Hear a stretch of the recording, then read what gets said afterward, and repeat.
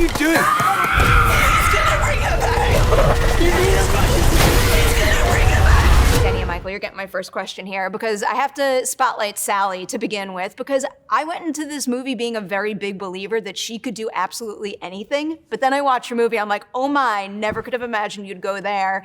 Can you tell me something you saw her do on your set that made even you guys go like, my God, I knew you would crush this horror role, but I never realized you'd be able to go there with it. I think there's a scene where she's in the hallway grabbing someone's arm and is in this really frenzied panic mode. And she was terrifying to approach on set because she was so in it, like crying between the takes and like moving around. And I was like, do you want to give the note or why should I? And she just fully lived and breathed the character. She was, I love her so much. Yeah, that's one of those scenes you're watching on the monitor, like, oh my God, someone help.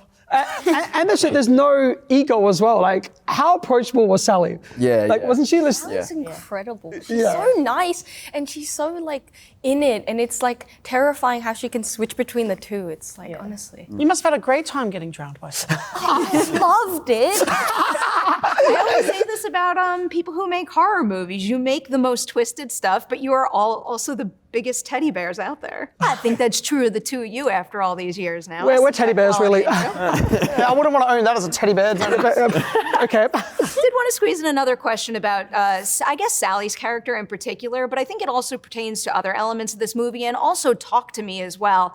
It's about how you guys incorporate empathy in this story, because even though I was afraid of the circumstances and the ritual, I think more so than anything, my heart broke for her character. So what were some goals you had in terms of like achieving that feeling and why it was necessary for the story you wanted to tell? Well, like we knew we wanted to have a character that you uncomfortably empathize with and someone that, you know, with any character that we're sort of writing and making is that they could exist in a drama film without any of the horror elements.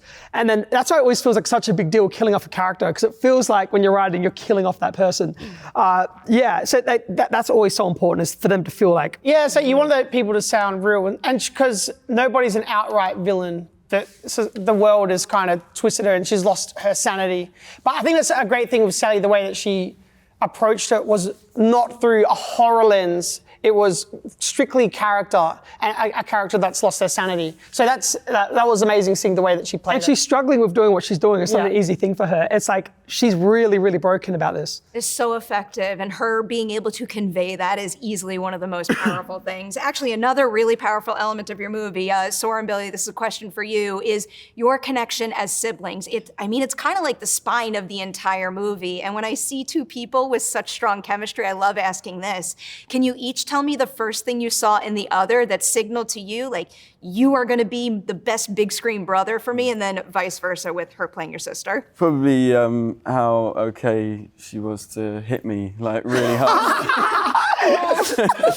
I mean, like, that was the most authentic part of, being brother and sister. No, I don't know, like, we just got on really well. There was 3 weeks that we had, and Miranda Harcourt, our acting coach on set, she just had these techniques and these this way of breaking the ice, which was really, really helpful and really handy. And I don't know, like we just got on. You're pretty cool, Sora. Pretty cool. Sora, how about for you? Something about Billy that made you think you are definitely my ideal big screen brother here? Or we did this like exercise where I'd wear like the global eye shade things, and then Billy would like guide me around the house, and I just thought like the bond we had, because besides one time, he didn't bump me into anything. Is that right, Billy? Yeah. He bumped me into a pole. And I don't know if it was on purpose or an accident. It sounds like No, it was helping you with the stunt. Yeah. And I was like, should I trust this guy or not?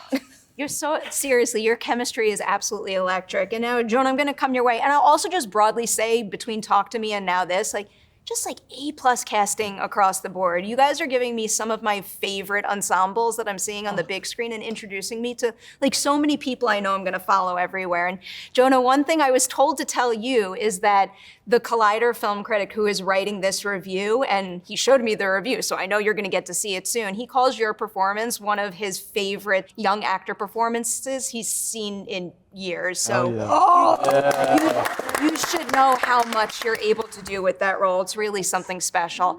I am a big nerd for horror movie magic, and you get a lot of great scenes in this movie, but I want to focus specifically on the knife one. Can you tell me a little bit about the behind the scenes in terms of what it Yes. takes to do something like that? Yeah, it took a lot of effort. So there was props, first of all, to get that knife that I chew on, and a lot of it was the prosthetic team that had a magnetic tooth that stuck to the teeth, because I have messed up teeth, and so they had it ripping it out from the magnet, and so the knife, I'd have to hold the knife and chip it off, and so that was a big part of it to get that gross factor, and yeah, and then they used a mannequin of my face. And Danny was really aggressive. Danny, with it. Yeah. you Danny, go to town on Danny that. got some repressed rage out on it. Cuts it up. Yeah. Horror movie magic is truly one of the coolest things ever. So you do that scene, you have prosthetics, you have makeup, all this fun stuff. What one piece of advice would you give to another actor out there who's about to do that kind of material for the very first time? Well, in terms of the prosthetics, stay still. Because it really helps. But in terms of the knife stuff, just have fun with it. Really get in there and this is the only place you can do this kind of stuff. You can't just get there anywhere else. And so It's like eating knives. Sometimes you do it for lunch. Yeah. At the hotel, we just nibble. Yeah. Everything he said was a lie. We actually got him to eat a knife for real. Please. How about for the two of you? Is there anything that you saw happen on this set or had to do yourself that made you say, I cannot believe this is what it takes in order to make it be like that on screen in the finished product? There were, but I don't know how much I can say. Do you know the one thing? hold on, he asked that. Sorry, yeah, no. You We can say can that was one also, thing. if you want to say spoilers at this point of the interview, we can lift the spoiler warning. Goodbye. If you have not seen Yeah, Bring Her we Back, go actually check go. it out and then push play and it starts again right here. Okay, You're perfect. safe.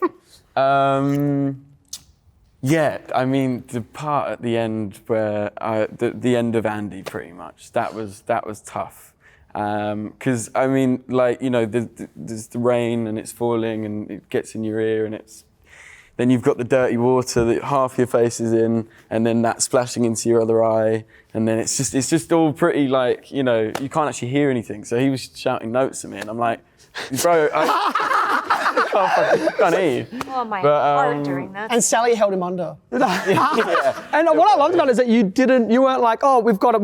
You're like, no, Danny, it has to be good. I will go again. I will go again. Yeah. He was so committed to it. It's a really intense shot to get. Yeah. It's almost too effective.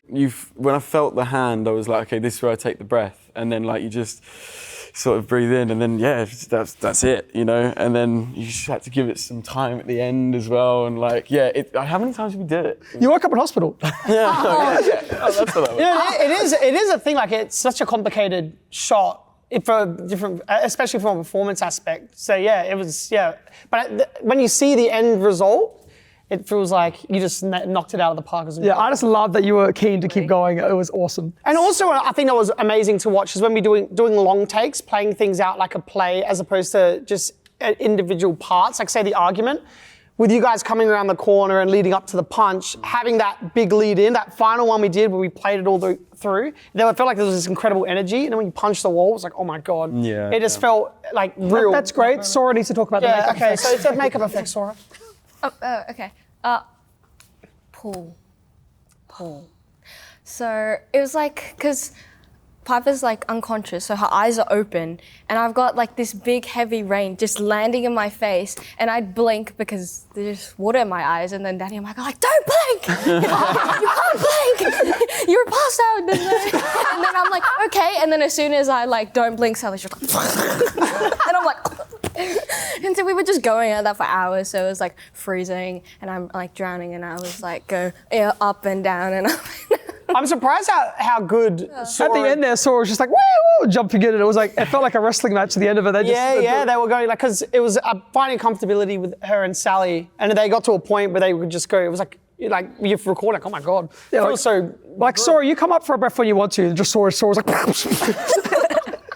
It's so good. It's so effective. I have so many more questions, but I'm not allowed to ask them. I have to let you go. Continue celebrating. I'm going to say huge congratulations on Bring Her Back. You know how highly I think of the two of you. You three, I meant what I said. Phenomenal work. I'm going to follow you everywhere. Thank you. Thank you so much. Congrats.